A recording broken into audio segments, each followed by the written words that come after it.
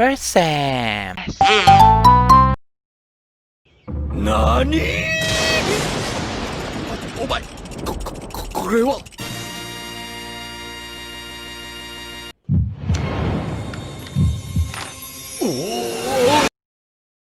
Annyeong! So, welcome sa video natin sa criminal investigation.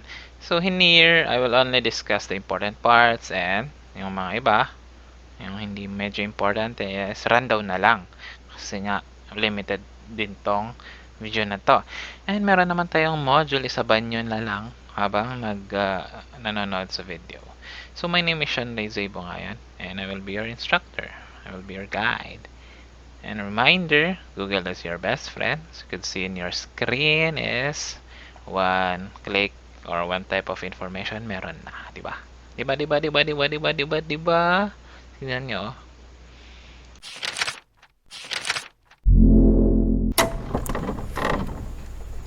Let the story begins. So part 1, History of Criminal Investigation. In here, we will be discussing the use of criminal investigation throughout the history, especially yung mga kingdoms, organization tulad ng Scotland Yard, and etc. And actually, on par or parang na-discuss na rin yung history of police. Yan kasi the police conducts the criminal investigation. So, parang dalawa. And A, 2100 BC or 2100 BC, before Christ, Babylon, the Code of Hammurabi. This code was implemented to detect those who refuse to obey the law. And it has the principle of retribution or law of retribution, like Staliones, wherein if you commit a crime of murder, may pinatay ka, edi papatayin ka na rin, or worser than that. That is like Staliones having the concept of an eye for an eye, a tooth for a tooth, or a lips for a lips. Just kidding. So dito is, kung nakikita niyo screen is, meron yung tao dyan na with a weird beard that is King Hammurabi. And one of the parang nakikita ko magandang provisions sa law niya is the presumption of innocent, wherein hindi ka basta-basta makukulong or papatawan ng final judgment without investigating your innocence or iproprove yung pagka-inosente mo. So 5th century Rome, meron yung quaestors, wherein they are the public official tasked by the king to question, investigate. And in Greece, meron silang unpaid magistrate. They're also tasked to investigate. Sila mismo, yung judge, sila yung mga judge. They will investigate the cases presented to them by the citizen. Another is during the reign of Alfred the Great. So, si King Alfred, gumawa siya ng public policing or social policing wherein he organized a province wherein it is called a shire, and in that shire meron siyang reeve, and in that shire meron silang mga tithing, and in that tithing, if may magkasala dun is pinopolis nila yung sarili nila pala. So a tithing is a group of 10 people headed by a tithing man. Meron din actually na yung 100 people is yung tawag dun is 100. So shire is like a province dito sa Philippines. Is parang province of Kalinga, ganun. That is one shire. It is headed by a reeve. And dito nanggaling yung tinatawag nilang sheriff sa ginagawa yung naririnig natin sa movies na sheriff. Ayun.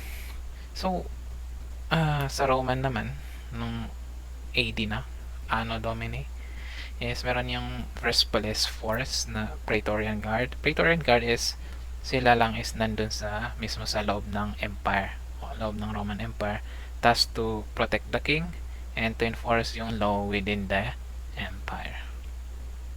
Praefectus Urbi, so it has both executive judicial power, parang right hand ng king or the emperor of Rome. So of course meron siyang investigative power. And Vigiles of Rome, they're actually firefighters noon, but they have also police power. So they patrol the streets of Rome day and night, and it's where the word vigilante came from.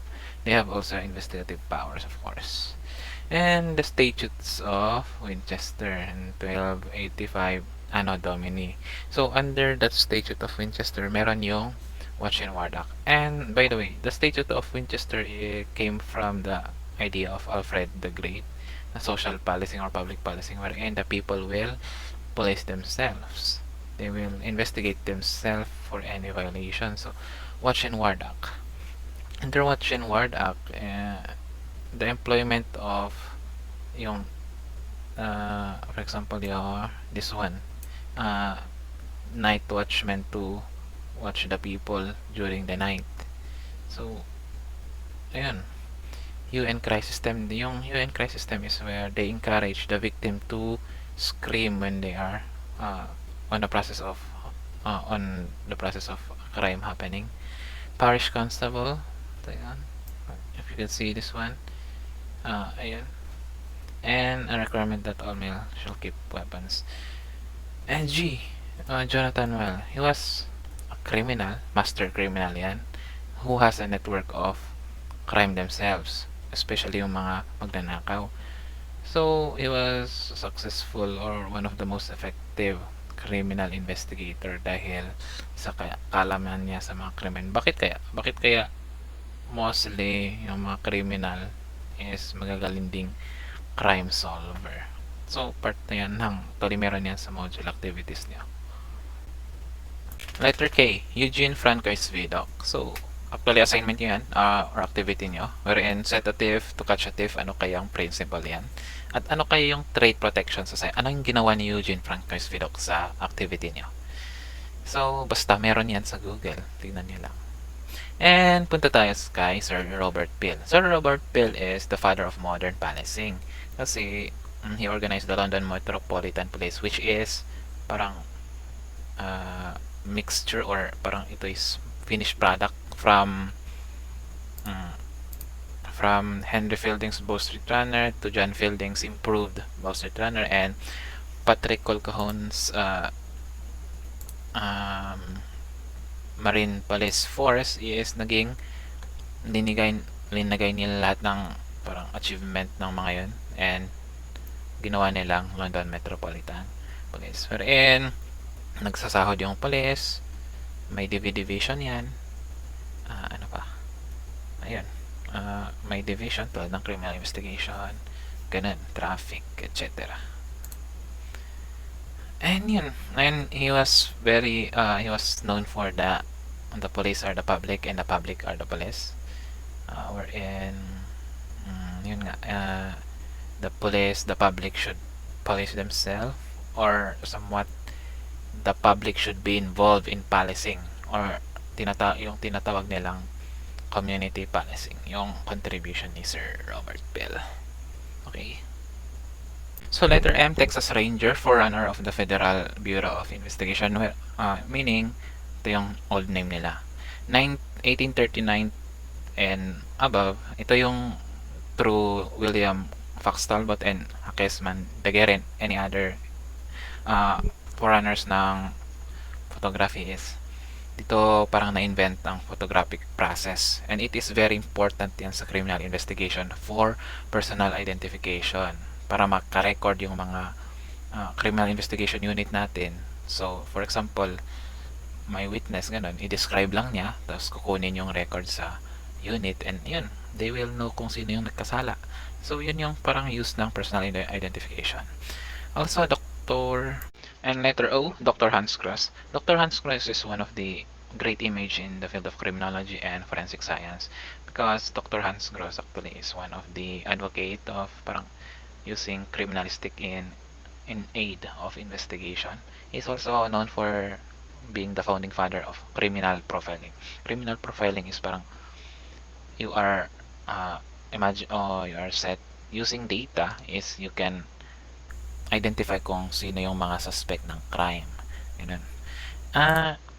He is also responsible, yun nga, sa forensic science, yung pagkuha ng fingerprint, mga fiber, hair, dirt, and in crime scene investigation. He's also known for marami siyang alam. marami siyang contribution sa criminology. If you could see it i-google nyo yung lahat ng achievement niya, meron lahat dun.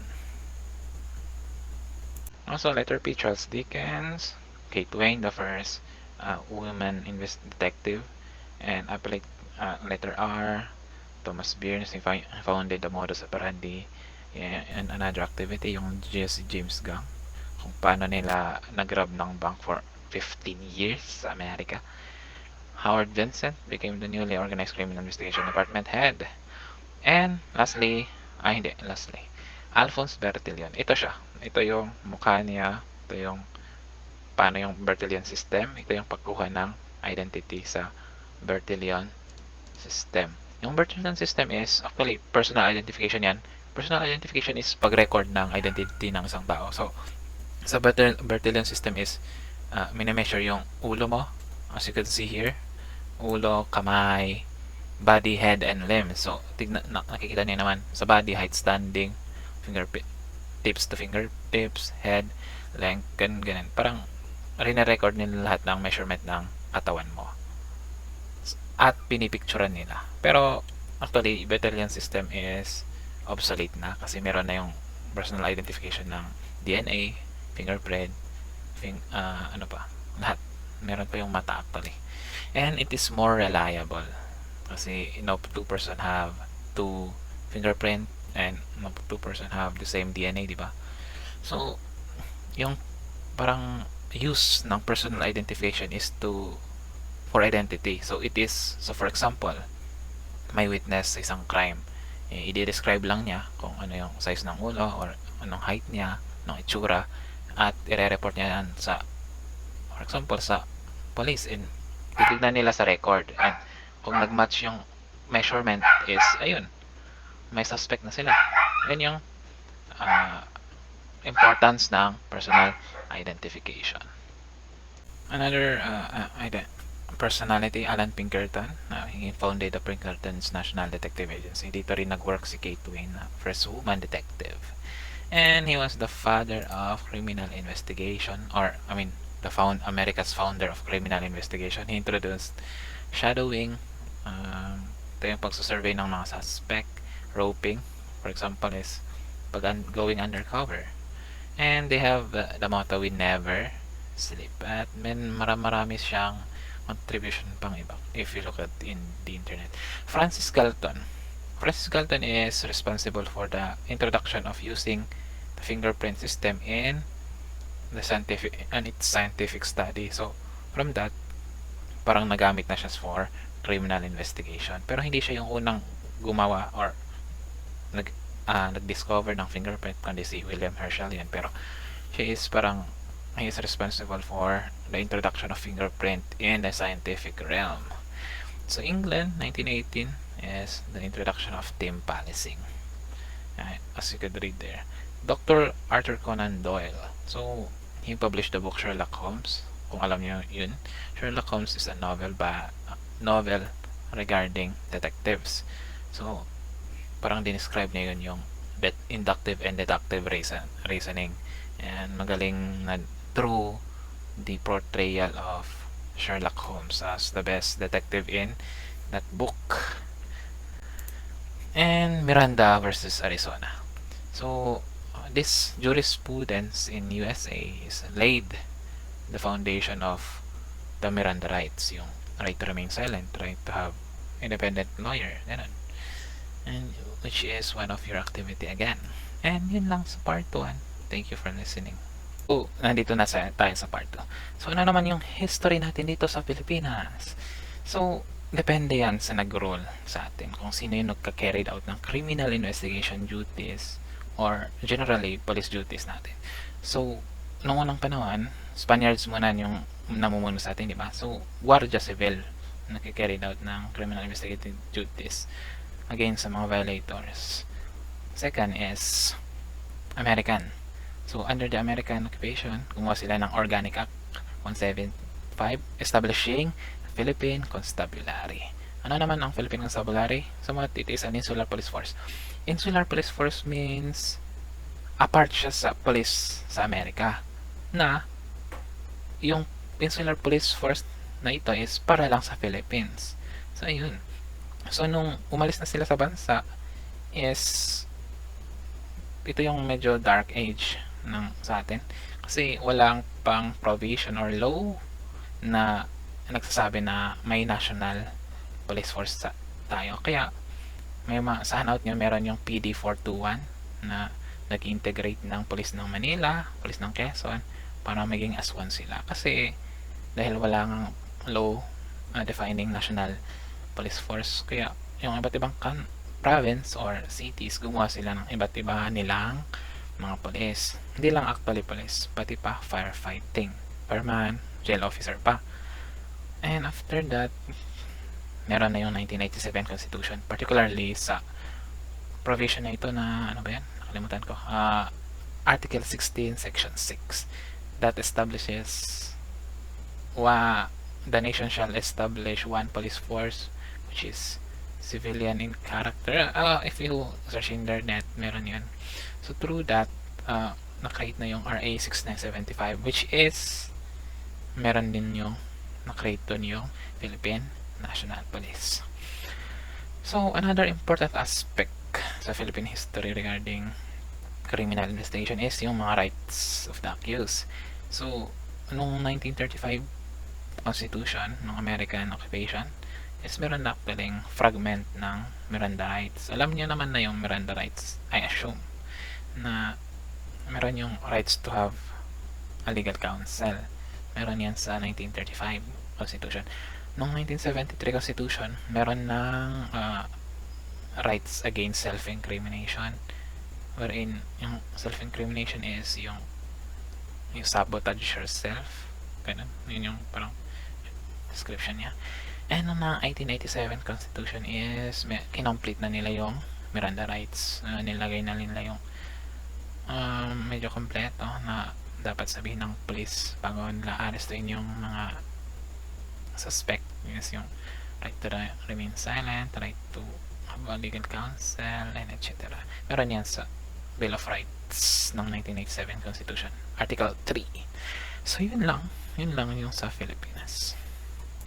Hi guys! So, part 3 na tayo. Punta tayo sa criminal investigation. To put simply, maraming definition na nilagay ko sa module. To put it simply, it is the collection and the analysis of the different datas, facts, and evidences regarding sa crime na nangyari. So, on what purpose kaya? Bakit nangungulik tayo ng mga evidence or mga katotohanan? Para malocate ang suspect. Ano pa? Para malaman kung saan siya nakatago. Pangatlo is para maganda yung defense natin para ma-prove na siya yung gumawa ng krimen na yun sa korte. So, ganun lang ang criminal investigation. Pero to more put it technical, it begins with a complaint. A complaint is fina-file yan ng offended party para dun na mag-initiate na yung criminal investigation. So yun lang ang criminal investigation. Criminal investigation as an art and science. Bakit kaya? Paano naging art ang criminal investigation? Paano naging science? So, meron yan sa what do you think? What's your idea? So, meron yan sa module activities ninyo. Gawin nyo yan. Okay? So, punta tayo sa trichotomy of criminal investigation. Trichotomy, so tatlo yan, is an interdependent factors para maging effective ang criminal investigation. So, ano yung trichotomy? Training, tool, and technique. Technique.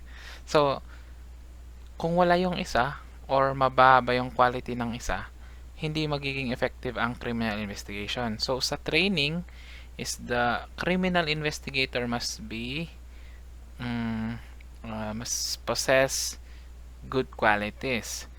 Sa tools naman, dapat syempre maganda yung mga kagamitan na ginagamit ng criminal investigator. Ano kayang mga ginagamit sa criminal investigation? Camera, ano pa? Fingerprint material, at etc. For personal identification, ano pa? basta mga tools ginagamit sa investigative process at technique, especially sa interview interrogation, which will tackle on the future.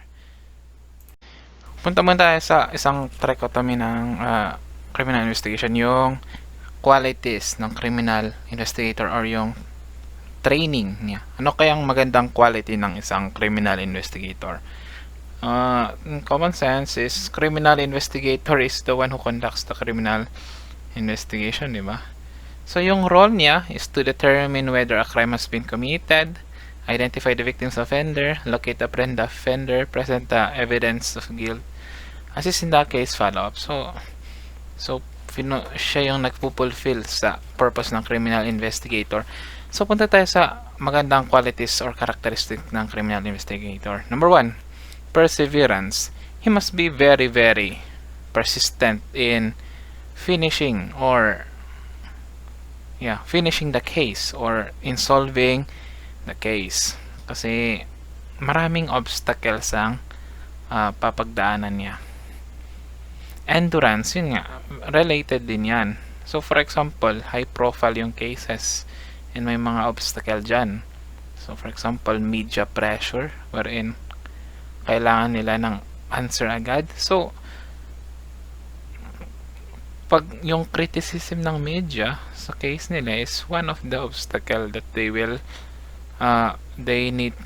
face, so they must be strong enough to deal with it. Another, incorruptible integrity and honesty. So the investigator must be honest and have integrity kasi in criminal investigation process, for example, high profile case is may mga suhol.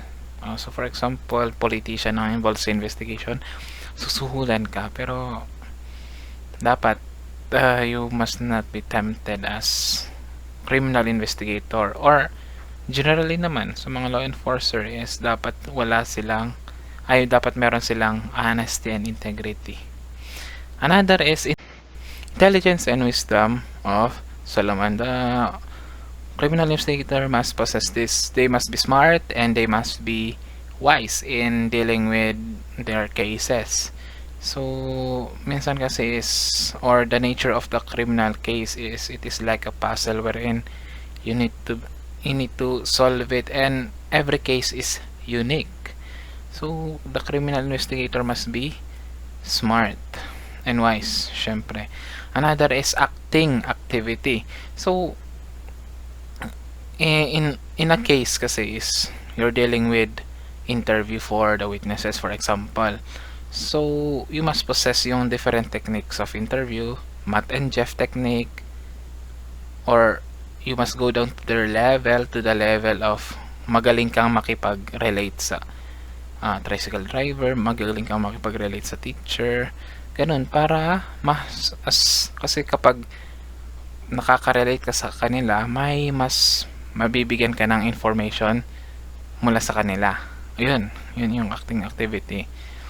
Oral and written communication. So the criminal investigator must possess yung technical skills in writing and talking, kasi minsan syempre kasi criminal investigators can be called upon, could be subpoena in legal case, and they are asked to speak up or give the evidences, and they must be hindi sila patay-patay doon, or dapat magaling silang magsalita tungkol naman sa report na ibibigay nila sa proper authorities. Is dapat syempre magaling, parang maganda yung pagkakasulat para walang confusion, or para maganda yung basta maganda yung kahinatnan ng kaso. Another is he must be a keen observer sa mga different facts and evidences, or sa mga taong i-interview niya, or mismo sa crime scene.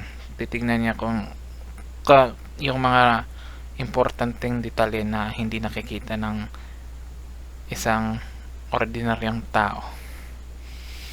Courage. So kasi nga sometimes a case is high profile or it involves powerful people, the investigator must take courage to deal with the pressure coming from the high profile person or yung mga mayayaman, mga ganun, na pressure, bribe ka, or he will threaten your family, ganun. Knowledge on knows, syempre, uh, an investigator must possess the knowledge on knows kasi in the process of criminal investigation is dapat naka-inline lahat sa legal process din. Criminal process and the legal process must be in line with each other para yung nakuha mong evidence sa sa investigation mo is accepted as evidence sa legal case or sa legality nila, para hindi i-reject ng korte yung mga important yung kinuha mo. So meron mga illegal things, illegal search, illegal arrest, planting of evidence, mga ganun. Dapat they will do away from that. The power to read between the lines. So this means that the investigator must know in the conduct of interviewing the witness and in the conduct of interrogating the suspect is he knows that the person is lying or the person is telling the truth. So the statements given by the witness and the statement given by the suspect, he must analyze it well through telltale signs of lying. So that is reading between the lines. So for example, he knows when he is looking down like this, he is telling a lie. Parang ganun yung the power to read between the lines.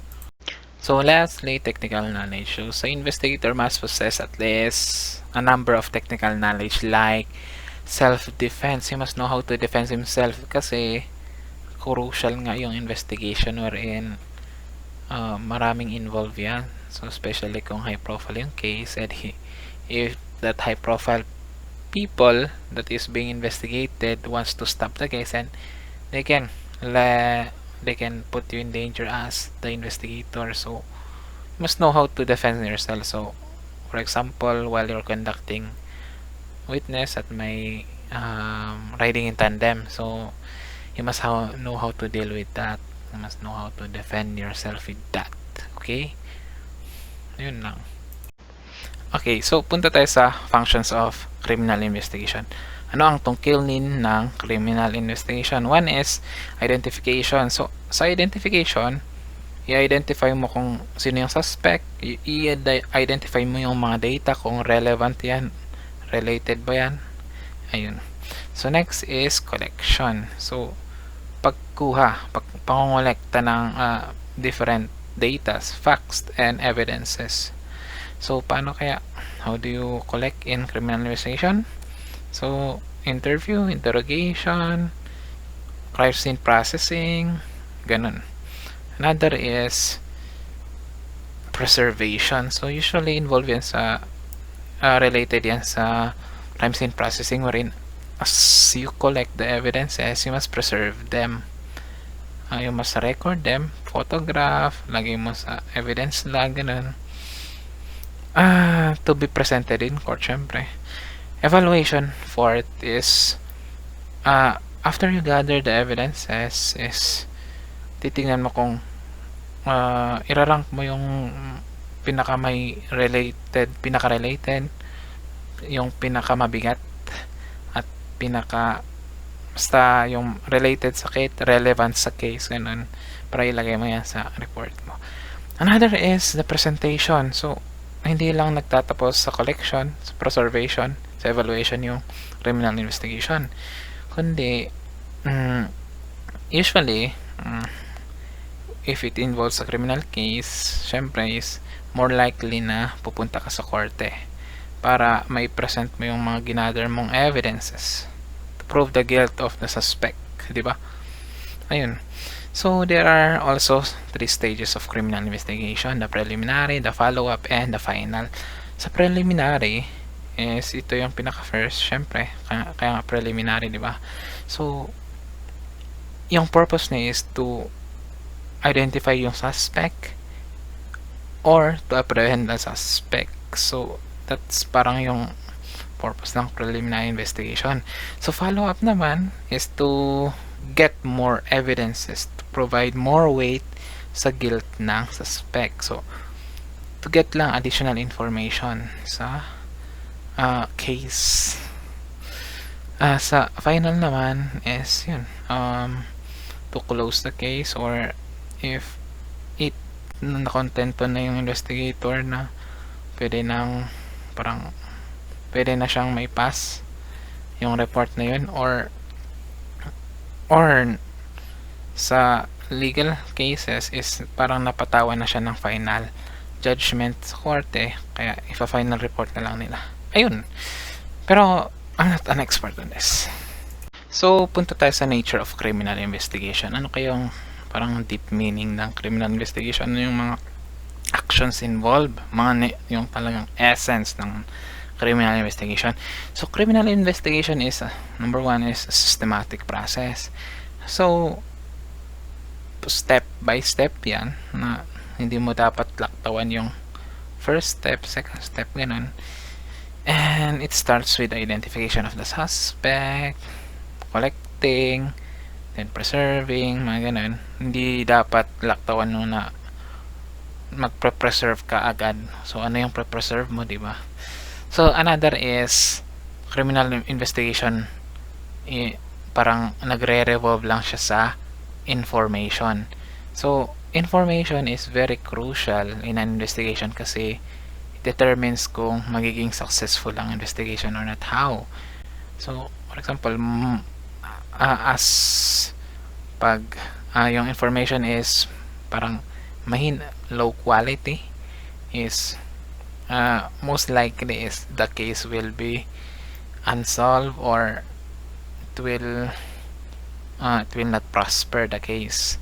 If it's high quality, then mas maganda, parang it's easier to solve the case and it's more likely to remain solvable.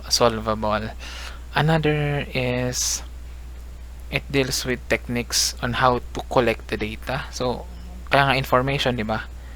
Nagre-revolve siya information. How do you collect the information? So there are many techniques like interview, the interrogation, criminal crime scene processing, and etc. So yun. Punta tayo sa phases. Ito yung mga sinasabi kong step-by-step process. So number one is, syempre, you must identify kung sino yung suspect, di ba? Kung sino talaga. So for example, dalawa yung suspect mo, mag-investigate ka doon kung sino yung talagang gumawa ng krimen sa mga suspects mo. Another is if pag nalaman mo na kung sino, then hahanapin mo siya. So investigative tactics like surveillance, ganun, hahanapin mo siya, itetail mo siya, ganun, isa-shadow mo siya. So yung mga sinasabi kong term is papag-aralan natin yan. So ilalakit mo siya para arestuhin. So another is the gathering of more evidences to prove his guilt. So in order to satisfy or para ma-convince ka na siya is mapapatao ng final judgment na guilty, is dapat kumuha ng evidence relevant to the case to prove na siya yung gumawa talaga. And lastly is, last phase is the way you present it in court. So it must be in a proper way, or it must be done properly, so that yung mga yung point is yung mga present mo na facts or evidences will be accepted by the judge or in the court. So yun. Importance of criminal investigation. So common sense, I think you know that na masasolve yung case if you know how to conduct criminal investigation. It aids the CJS in determining kung sino yung commit ng crime, ganun. And an aid for law enforcer, tulong yung criminal investigation sa mga police natin para to reduce crimes and to protect lives. Ayun. So let's go to the goals of criminal investigation. Yung identification of the guilty of the suspect, collection of data, preserving, presentation in court. That is the goal of criminal investigation. Identifying guilty party to legally obtain information of evidence. Ang ganun, paulit-ulit na lang. So let's now go to the basic elements of criminal investigation. When you think about the basic elements, just to remember is to guide for you to remember it, just follow the acronym RCPEP. RCPEP. So R means recognition. Syempre, you must be smart in recognizing. Ulit-ulit na lang. Smart in recognizing the relevant data, relevant information, related data information to identify yung suspect, to provide evidence for his guilt. Basta knowing kung ano yung dapat kunin na information sa the process and investigation, knowing kung ano yung mga relevant talaga na data na dapat kunin mo sa investigation. Ayun yung recognition. Another, collection. So after knowing, recognizing kung ano yung data na i-gather mo, is you must collect it. So for example, may murder dyan, is you must call on the SOCO and they will gather it, di ba? Sila kayang bahala. We will discuss that later, yung general principle ng collection of evidence sa crime scene. Yung kasama ng collection is, as you collect, you must preserve it. So especially yan sa crime scene, processing is wherein if refreeze mo pa yung semen, ganun, para hindi yan mawala, or basta papag-aralan natin yan in the future. Basta the point is to record yung kinolek mong data to be presented in the court, syempre, para hindi na mawala. Photograph, ganun, photography, the power of photography, videography, the power of photography, they will record the collected data. And evaluation, so after collecting and preserving the data, you must evaluate kung ano yung relevant or yung talagang proper na may lalagay sa paper para may present mo yan sa kaso sa court. So yun yung presentation. So evaluate so you recognize the information, kung mga relevant information, you collect the relevant information regarding the case, you preserve it, you evaluate kung talaga bang relevant to, and you present it in court. Yung mga information, mga data at mga evidences, syempre sa identity ng suspect, yung mga relevant infos tungkol sa kaso, for example, murder weapon, paano niya ginawa, ano yung modus operandi niya, saan siya galing, ganun, mga data different, basta relevant sa kaso. That is for the basic elements in investigation.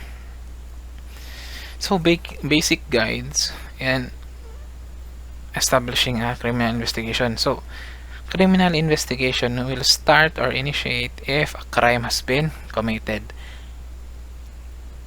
Parang general description yan, pero usually criminal investigation will start upon a complaint. So ayun, a complaint or an information coming from the offended party and the police themselves. So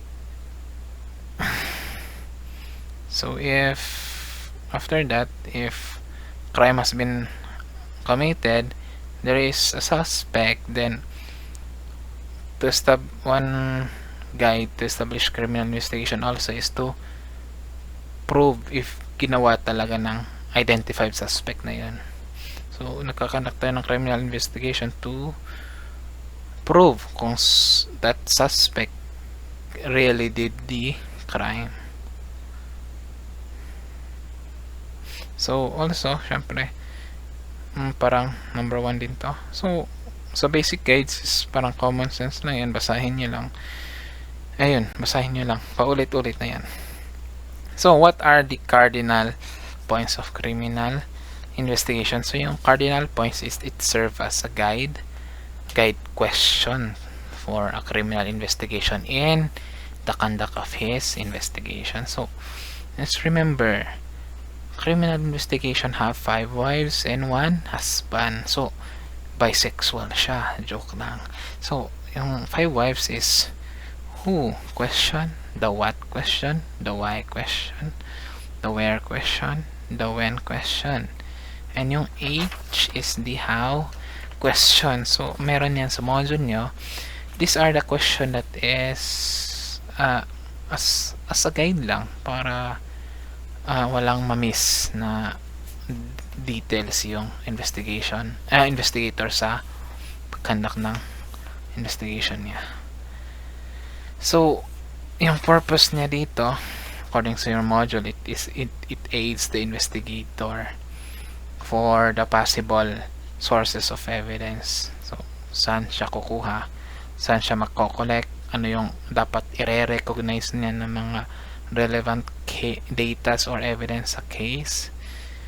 So meron yan sa handout nyo. Just read it because it's so it's easy to understand. It's better to read it actually. So what is the golden rule in criminal investigation? So sa golden rule of criminal investigation, never touch, alter, move, or transfer any object to crime scene unless it is properly marked, measured, sketched, or photographed. So it's very important na wag mong nang galawin. Stay at this lang yung crime scene na yun. So for example, yung important nito is para ma-maintain yung integrity ng crime scene mo. So for example, may shooting dyan at may evidence na baril. So most likely, yung baril na yun na nandun sa crime scene is merong fingerprint yan. At usually yung suspect yung nagbaril yan, for example, is kapag na-alter mo yan or na-contaminate mo, na tinouch mo siya, edi contaminated na yung baril na yun. Yung fingerprint na sana nakukunin nila para ma-identify mo yung suspect is wala na kasi ikaw na yung parang ikaw na yung ma-identify na kasi yung fingerprint mo is napunta na dun sa baril or natakpan yung fingerprint ng suspect na yun. Yun yung one of the why it is important to follow the golden rule. Or sa just remember, pag golden rule meron din yung parang remember the MAC rule. Do not move, alter, or change anything from the crime scene. Ayun. Yun lang actually. And this is the end of the video. So basic guides lang siya. And Google is your reminder again. Google is your best friend. So if meron kayong hindi naiintindihan or to get more additional information sa mga, especially sa mga personalities, si Dr. Hans Gross, ganun for example, is i-google nyo lang, malalaman nyo kung sino siya, anong ginawa niya, or ano kaya yung macro, ano yung deeper meaning pa niya. Google nyo lang yan. Or if you do not understand yung mga sinasabi ko, mag-comment lang sa YouTube comments or i-chat nyo ako sa Facebook. So yun lang guys, and bye!